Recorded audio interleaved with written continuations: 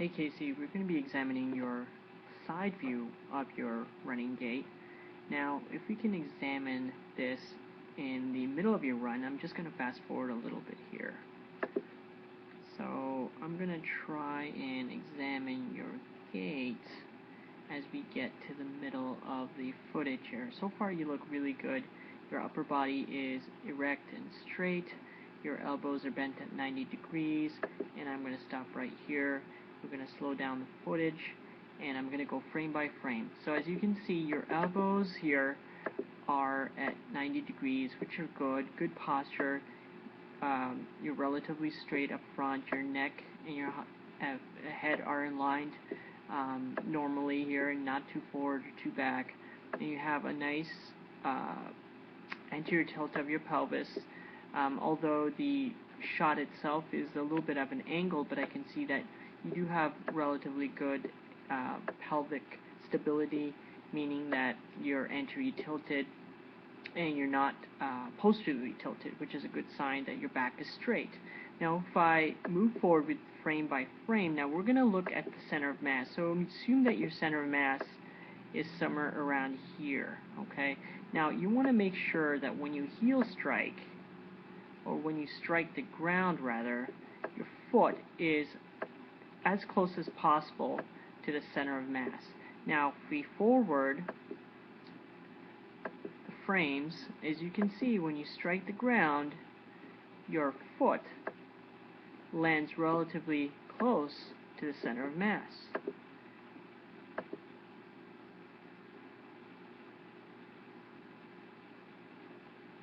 So that looks really good. In addition to that, I can also tell you that your foot lands at the forefoot to the midfoot area, which is also very good. So what this tells me that you have you are not straining your calves or your anterior part of your legs, and you're landing appropriately. And when I move forward into that frame, what I'm looking at is your leg, your right leg, and whether it's kicking backward high enough. So what I want to see is this leg kicking as high towards your butt as possible. Right now it looks good. It's at a 90 degrees. I would like to see it a little bit further up, just because if you get further up here, you'll get a better propulsion when you start hitting the ground with that right leg. So if we look at the other foot, and I'm going to fast forward the frame here. Actually, let me backtrack here. So when we look at the left foot, it actually heel strikes a little bit forward, a little bit ahead of the midfoot. So as you can see, I'm just going to draw an angle here. So I'm going to take the midfoot, the mid part of your leg here, and I'm going to draw another line here.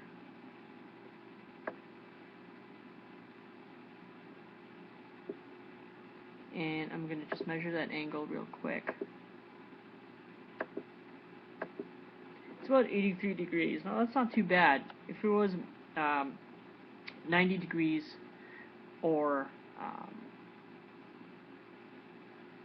less, that would mean that you would be going into too much dorsiflexion. What that means essentially is that if you go into too much dorsiflexion, you are putting too much strain at the anterior part of your leg and the back part of your leg, or your calf muscles. And the anterior part of your leg has the tibialis anterior, which can strain and give you shin splints. Also, you don't want to hyperextend your hamstrings, and you don't want to lock your knees out when you strike the ground. So what you want to do is make sure that when you're landing with your left foot, that you're trying to use more of your forefoot to midfoot when you land, and you want to try and bring that back leg up.